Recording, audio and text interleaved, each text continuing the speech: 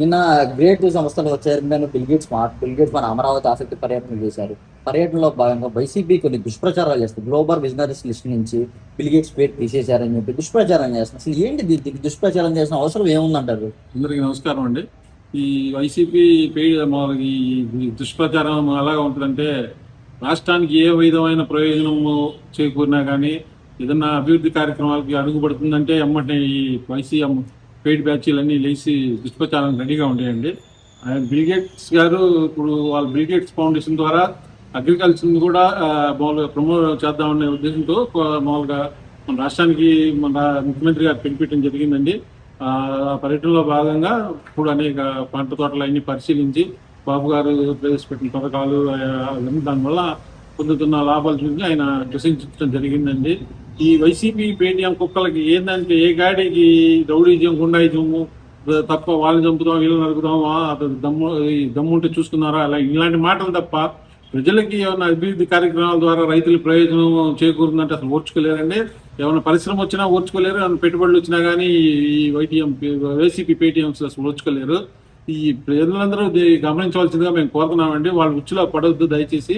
ఇది బాబు గారు కానీ నారా లోకేష్ గారు కానీ పవన్ కళ్యాణ్ కానీ మన రాష్ట్రం అభివృద్ధి చెందడానికి వాళ్ళ పూర్తి సమయం కేటాయించి నిద్రగోడు లేకుండా పూర్తి సమయం కేటాయించి అనేక కార్యక్రమాలు తీసుకురావడం జరుగుతుందండి. ఈ దయచేసి వైసీపీ పేటీఎం ఈ దుర్మార్గపు ప్రచారాలని ప్రజలు నమ్మవద్దని మేము కోరుకుంటున్నామండి. సార్, ఇప్పుడు ఎలా చూడొచ్చు అంటారు? బిల్ గేట్స్ మన అమరావతి పర్యటన ఎలా చూడొచ్చు అంటారు? మొట్టమొదటిసారి అమరావతి ఇచ్చేశారు. ఇప్పుడు బిల్ గేట్స్ గారు ఏంటంటే అప్పుడు మన బాబు గారు కూడా ఆంధ్రప్రదేశ్ రాష్ట్ర ముఖ్యమంత్రిగా ఉన్నప్పుడు కూడా అప్పుడు బాబు గారి కోరిక మీద పర్యటించడం జరిగిందండి. ఈ పర్యటన వల్ల మైక్రోసాఫ్ట్ హైదరాబాద్లో మైక్రోసాఫ్ట్ ల్యాండ్ అవడం జరిగింది. తర్వాత అనేకమైన పేరు ప్రతిష్ట కలిగిన ఎన్నో పెద్ద కంపెనీలు వచ్చినాయండి.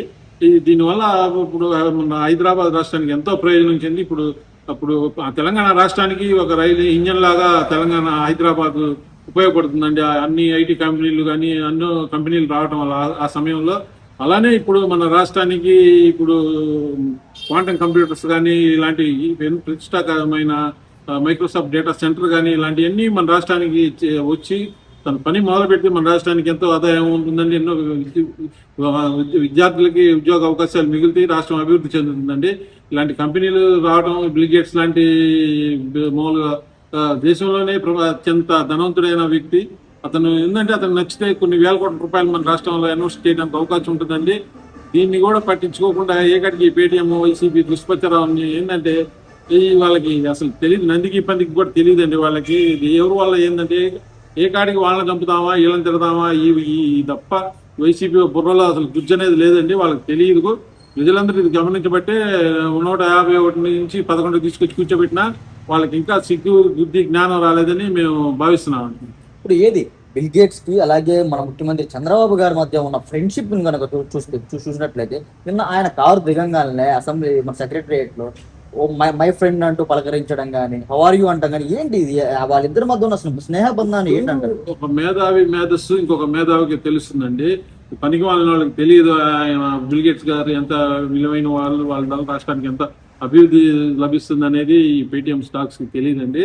ఏ కాడికి వాళ్ళు పార్టీ మామూలు శాంతి పద్ధతులు లేకుండా చేయటం, పార్టీ పెట్టుబడులు లేకుండా చేయటం, ఇలాంటి కార్యక్రమాలు దుష్ప్రచారం చేయటం, ఇలాంటి కార్యక్రమాలు తప్ప. ఇప్పుడు తమిళనాడు ఉందండి, వాళ్ళు అభివృద్ధి విషయానికి వచ్చేటప్పటికి అందరూ ఏకమవుతారండి. పక్క రాష్ట్రాల వాళ్ళని అసలు భయపెట్టేలాగా వాళ్ళందరూ ఏకమయ్యి వాళ్ళందరూ అన్ని కార్యక్రమాల్లో సమావేశమై రాష్ట్రాలు పెట్టుబడులు దాటంగా అలా చేయటం వల్ల ఇప్పుడు తమిళనాడు అత్యంత ధనవంతమైన రాష్ట్రంగా అవతరించిందండి. మన రాష్ట్రానికి పడిన దరిద్రం ఈ వైసీపీ వల్ల వచ్చే పరిశ్రమ పెట్టుబడులు వెనక్కి వెళ్ళిపోతాయి, ఈ పరిశ్రమలు వెనకాల. దీనివల్ల చదువుకున్న యువతకి ఉద్యోగ అవకాశాలు లేకుండా పోతాయండి. డ్రగ్స్కి, గంజాయికి ఇట్లాంటి వాటికి అలవాటుపడి రాష్ట్రం అధోగతి పాలవుతుంది. మనం చూసాం కూడా ఆల్రెడీ 19 నుంచి 24 దాకా ఏం జరిగిందో రాష్ట్రంలో. కావున వీళ్ళని చాలా జాగ్రత్తతో ప్రజలందరూ గమనించి వాళ్ళకి తగిన విధంగా హెచ్చరికలు చేయవలసిందిగా కోరుకుంటున్నాను. ఈ వీడియో నచ్చితే లైక్ చేయండి. అలాగే మా ఛానల్ ని ఫస్ట్ టైం కనుక చూస్తున్నట్టయితే ఇప్పుడే సబ్స్క్రైబ్ చేసుకుని పక్కనే ఉన్న గంట సింబల్ ని యాక్టివేట్ చేసుకోండి. అప్పుడే మేము పెట్టే ప్రతి వీడియో మీకు నోటిఫికేషన్ గా వస్తుంది. అలాగే ఈ వీడియో పూర్తిగా చూసినందుకు ధన్యవాదాలు.